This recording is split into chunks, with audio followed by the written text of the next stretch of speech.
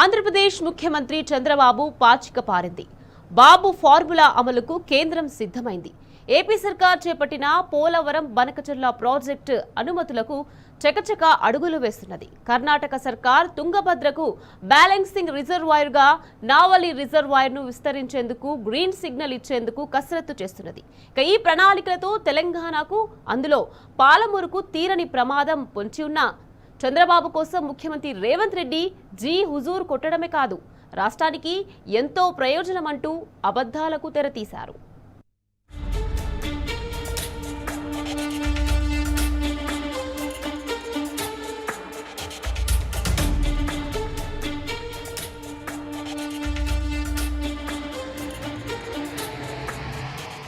ఇటీవల తుంగభద్ర డ్యాం నూతన గేట్ల ప్రారంభోత్సవాన్ని పురస్కరించుకుని కేంద్ర జలశక్తి శాఖ మంత్రి సిఆర్ పాటిల్ నేతృత్వంలో కర్ణాటక, ఆంధ్రప్రదేశ్, తెలంగాణ ముఖ్యమంత్రులు భేటీ అయ్యారు.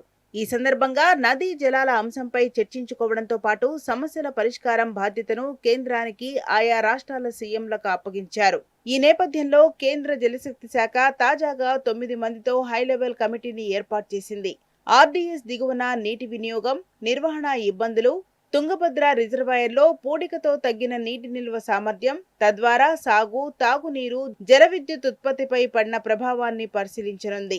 అదేవిధంగా పూడిక తొలగింపు అవకాశాలు, అందుకయ్యే వ్యయం, పూడిక నివారణకు చేపట్టగలిగే చర్యలతో పాటు నావలి రిజర్వాయర్ను విస్తరించాల్సిన ఆవశ్యకత ఉన్నదా, లేదంటే తుంగభద్ర డ్యాంలో పూడిక తీస్తే సరిపోతుందా తదితర అంశాలపై అధ్యయనం చేయాలని నిర్దేశించింది.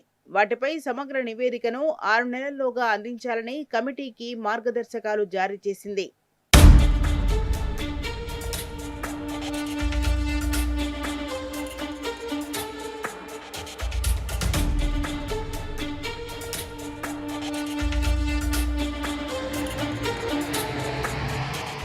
తెలంగాణ రైతులకు దక్కాల్సిన నదీ జలాలను కొల్లగొట్టేందుకు కేంద్రాన్ని గుప్పిట పెట్టుకున్న ఏపీ సీఎం చంద్రబాబు కొంతకాలంగా కొత్త కుట్రలకు తెరతీశారు. అందులో భాగంగా 200 టీఎంసీల గోదావరి వరద జలాలను తరలిస్తామంటూ 81,000 కోట్లతో పోలవరం, బనకచెర్ల ప్రాజెక్టును ప్రతిపాదించారు. ఆ కుట్రను బీఆర్ఎస్ బట్టబయలు చేయటం, కేంద్ర సంస్థలు సైతం ఆ ప్రణాళికలకు అనేక కొర్రీలు పెట్టడంతో రూటు మార్చారు. బనకచెర్లకు బదులు నల్లమల సాగర్కు నీళ్లు తరలిస్తామంటూ కొత్త ప్రతిపాదనలతో ఏపీ సీఎం చంద్రబాబు ముందుకు వచ్చారు. అయితే ఆ పాచిక సైతం పారలేదు. దీంతో ఇక ఇప్పుడు కేంద్రాన్నే రంగంలోకి దించారు.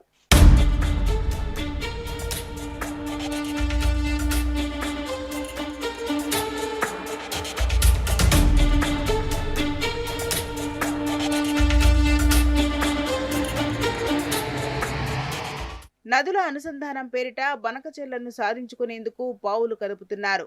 కేంద్రాన్నే ముందుకు నెట్టి ప్రస్తుతం తన బనకచెర్ల ప్రణాళికల అమలుకు శరవేగంగా అడుగులు వేస్తున్నారు. అయితే నదుల అనుసంధానం ప్రాజెక్టు ద్వారా దక్కాల్సిన నీటి వాటాపై పేచీ పెడుతున్న కర్ణాటక సర్కార్ను ఒప్పించేందుకు కేంద్రమే మధ్యవర్తిత్వం వహించింది. పాలమూరు, రంగారెడ్డి లిఫ్టుకు ఎన్ఓసీ జారీ చేయాలని, తద్వారా బనకచెర్లకు అనుమతులిస్తామంటూ కేంద్రమే ప్రతిపాదనలు సిద్ధం చేసింది. మరోవైపు పోలవరం నుంచి గోదావరి జలాల డైవర్షన్ ద్వారా వచ్చే 16 టీఎంసీలను వినియోగించుకునేందుకు ఎగువన బెడ్డి, వరద లింకును, దాంతో పాటుగా నావలి రిజర్వాయర్ విస్తరణకు నిధుల సాయం చేస్తామని కర్ణాటక రాష్ట్రానికి నజరానాలు ప్రకటించింది. ఈ నేపథ్యంలో ప్రస్తుతం కేవలం ఏపీ సీఎం చంద్రబాబు చేపట్టిన బనకచెర్ల ప్రాజెక్టుకు రూట్ క్లియర్ చేసేందుకే ప్రస్తుతం నావలి రిజర్వాయర్ అంశంపై అధ్యయనానికి కేంద్ర జలశక్తి శాఖ హైలెవెల్ కమిటీ వేసినట్టు స్పష్టమవుతున్నది.